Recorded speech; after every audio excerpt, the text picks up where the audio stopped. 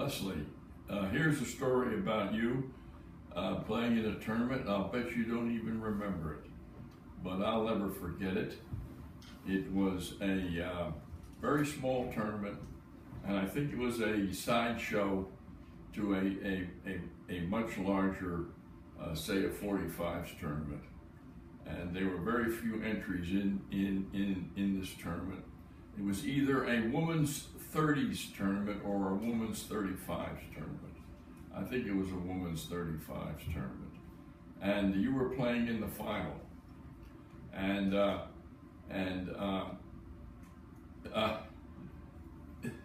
this tournament was such a sideshow to the main tournament that it was really difficult to even get to see your match. And I was over watching it, and I was kind of having to almost look through a gate to see it because you were on the side court. And there was one man there with me watching. And so there were two of us watching this final. And he said to me, he said, is that your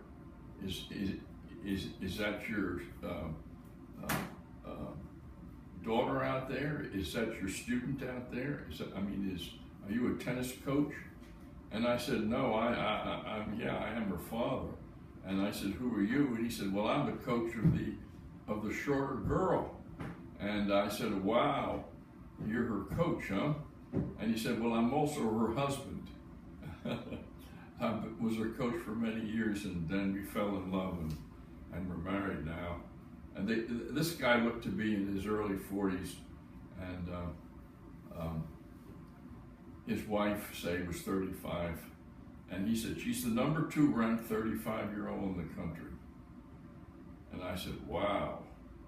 And I said, looks like my daughter's playing her pretty even. And he said, yes, if your daughter had a serve, she'd probably win. But I don't know who your daughter is. Tell me about her. And I said, well,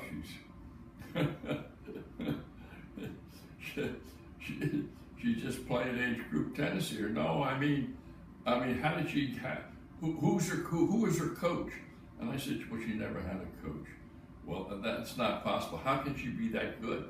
And I said, well, she never had a coach. He said, well, what school did she go to? Did she go to USC? Did she go to UCLA? Did she go to Stanford? I mean, how did she learn to play? I said, well, she just, she's went to a Division III school. It's not possible. You're pulling my leg. It is not possible for your daughter to be playing like this. She has no coach. She didn't go to any decent school. She goes to a Division III school. What'd you say the school was? Ohio Wesley? I never heard of it. How can you be a tennis? She's tremendous. He says, I think you're pulling my leg. And I said, I don't have any rationale to pull your leg, any reason to.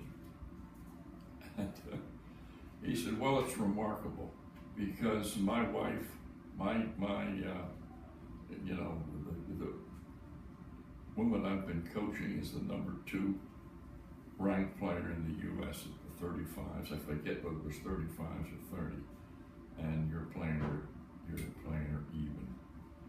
And the other girl was and she was a wonderful player. She was a serve and volleyer, and she had a good popping serve. I mean, it was a hard hit, but you're very good at returning those high popping serves.